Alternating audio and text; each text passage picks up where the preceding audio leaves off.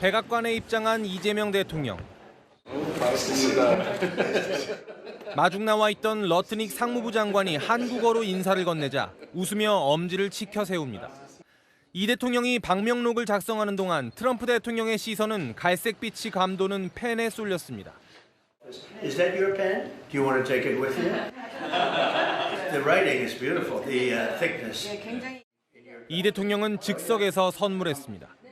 고급스럽고 이제 필기하기 편한 그 디자인으로 좀 제작을 원하셨어서 그렇게 맞춰드렸습니다. 이 대통령도 받고 싶은 선물이 있다며 운을 뗍니다.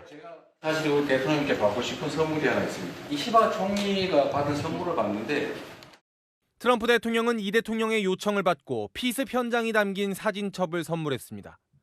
이 대통령은 금속 거북선 모형과 골프채도 선물했습니다. 한국의 조선업에 관심이 많고 골프 광인 트럼프 대통령 맞춤형 선물로 준비한 겁니다. 트럼프 대통령을 의미하는 45대, 47대 차수와 이름을 새겨 넣었는데 대통령실은 트럼프 대통령의 신장 등 체형에 맞게 제작했다고 설명했습니다. 미국을 다시 위대하게, 이른바 마가 문구가 적힌 부부용 카우보이 모자도 준비했습니다. 트럼프 대통령은 우리 참모진에겐 백악관 기념품인 모자와 골프공 등을 고르게 한 뒤 직접 사인을 해줬습니다. 여러 가지 협의는 계속 진행 중입니다. 위성락 국가안보실장이 한미 정상회담 직전 문안 협의를 하고 있는 것은 사실이라고 말했었지만 끝내 공동선언문은 발표되지 않았습니다. 정부 고위 관계자는 경제 통상 분야 이견 때문에 합의문 작성이 어려웠다고 말했습니다. 3,500억 달러 대미 투자에 대한 우리 측의 부담이 결정적인 이유였습니다. 또 다른 정부 고위 관계자는 한국은 반도체, 의약품 등 최애국 대우 명문화를 추진했지만 미 측에서 3,500억 달러 대미 투자 세분화 적시를 원했다며 서로 연결된 이슈였다고 설명했습니다. 최대한 대출이나 보증 형태의 간접 투자를 원하는 우리나라와 직접 투자를 원하는 미국 사이에 이견이 있었던 것으로 해석됩니다. 강훈식 대통령 비서실장은 전술적으로라도 시간을 갖는 게 나쁘지 않다는 판단이라고 말했습니다. 또 다른 외교 소식통도 공동 성명문 작성은 우리보다 미 측에서 더 원했다고 전했습니다. 시진핑 중국 국가주석이 오늘 중국 텐진에서 열린 상하이 협력기구 SCO 정상회의에서 세계를 상대로 무역 전쟁 중인 미국을 우회적으로 비판했습니다. 反对冷战思维, 阵营对抗和霸凌行径. 푸틴 러시아 대통령은 우크라이나 사태의 책임을 대놓고 서방에 돌렸습니다. В результате государственного переворота на Украине, который был поддержан и спровоцирован Западом. 석 달 전 미국의 B2 폭격기로 핵시설을 공습당한 페제시키안 이란 대통령과 러시아산 원유 수입 문제로 미국과 충돌해 상호관세 50% 폭탄을 맞은 인도의 모디 총리도 참석했습니다.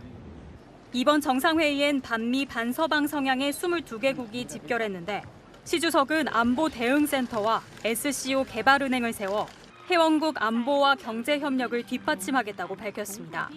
자체 안보 역량을 키워 북대서양 조약기구 나토를 견제하겠다는 뜻으로 해석됩니다. 외신들은 이번 회의를 두고 미국 견제 외에 다른 목적이 보이지 않는다면서 중국이 트럼프로 인한 혼란을 이용해 미국에 맞서 세계 정상들을 결집시키려 한다고 평가했습니다. 올해 열리는 중국 전승절 열병식엔 인도 등 일부 SCO 참가국이 불참할 예정인데 미중 갈등 속 줄타기 외교를 통해 균형을 맞추려는 판단으로 분석됩니다. 우리나라는 서방 진영에서 유일하게 열병식에 참석합니다. 전용 열차에서 내리는 김정은 북한 국무위원장 바로 뒤에서 딸 주애가 따라 내립니다. 단정한 남색 정장 차림을 하고 옅은 미소를 짓고 있는데 다소 긴장한 듯한 자세로 김 위원장이 영접을 받는 모습을 지켜봤습니다. 2013년생으로 알려진 주애로선 12살에 첫 해외 일정을 한 겁니다. 김 위원장이 외교 무대에 주애와 동행하면서 사실상 후계 구도가 굳어지고 있다는 분석에 무게가 실립니다. 선대 김정일 국방위원장도 공식 후계자가 된 지 3년 만인 1983년 아버지인 김일성 북한 주석과 덩샤오핑 주석을 만났습니다.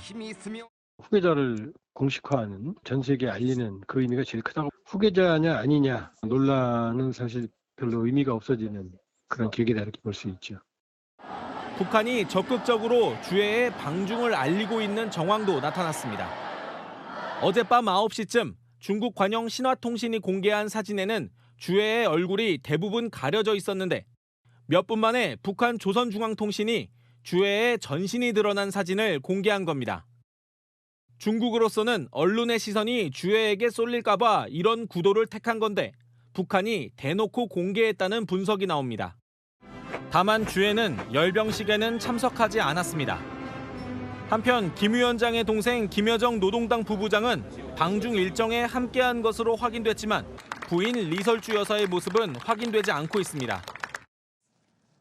시진핑 중국 주석과 김정은 북한 국무위원장, 푸틴 러시아 대통령이 한자리에 모인 지 약 30분 뒤 트럼프 미국 대통령은 시 주석을 향해 미국을 상대로 음모를 꾸미는 푸틴 대통령과 김 위원장에게 따뜻한 안부를 전해달라고 SNS에 밝혔습니다.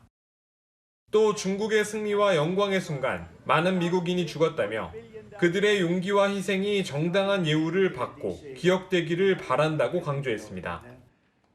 앞서 5시간 전만 해도 트럼프는 이들의 만남을 신경 쓰지 않는다며 여유를 보인 바 있습니다. That President Putin and Kim Jong-un will be attending. Do you interpret that as a challenge to the? Not at all. China needs us. 하지만 막상 북중러 정상이 한자리에 모이자 2차 세계대전 당시 미국이 중국의 항일전쟁을 지원한 사실을 거론하며 불편한 심기를 드러낸 겁니다. 미국 현지 매체들은 트럼프의 발언들이 미중 간의 긴장감을 상기시켜주고 있다고 분석했습니다. 이런 가운데 한미일의 한 축인 일본에서는 북중러 연대에 대해 겉모습은 연대지만 원하는 바가 서로 다른 이른바 동상이몽으로 보고 있습니다. 김정은 북한 국무위원장이 인공기를 단 전용 차량에서 내려 레드카펫을 따라 입장합니다. 中朝是山水相连的传统友好邻邦. 잠시 뒤 시진핑 중국 국가주석 부부가 김 위원장을 맞이합니다. 김 위원장의 순서는 가장 마지막에 등장한 푸틴 러시아 대통령 바로 앞입니다.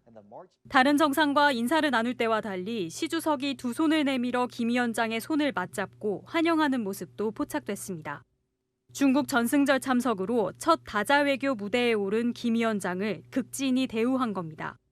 이런 대우는 정상들 간 단체 사진 촬영에서도 나타났습니다. 20여 개국 정상들이 모인 자리에서 주최국인 중국 시 주석 부부가 가운데 서고 차석인 우측엔 푸틴 대통령이 그 다음 상석인 좌측에 김 위원장이 선 겁니다. 정상들이 모이면 취임 순서대로 의전 서열이 정해지는데 김 위원장보다 집권 기간이 2배 이상 긴 정상들보다 의전 서열을 높여 우대를 해줬다는 평가가 나옵니다.天安번 성루에 오를 때도 북중러 정상은 가장 앞줄에 나란히 서서 대화를 나누며 이동했고 입장도 중국, 러시아, 북한 순으로 이뤄졌습니다. 중국이 의전 관례보다 정무적 판단으로 김 위원장의 파격 대우를 해줬다는 분석이 나오는 가운데 외신들은 외톨이였던 김 위원장이 이번 기회로 글로벌 플레이어로 변모했다는 평가를 내놓기도 했습니다. 기념사진을 찍은 후天安번 성루로 걸어가는 각국 정상들.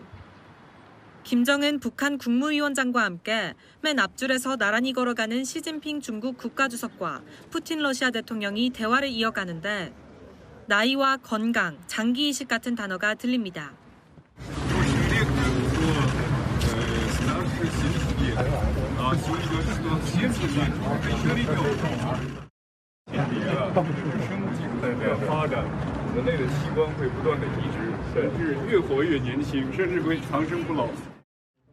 시 주석이 웃으며 맞장구 칩니다.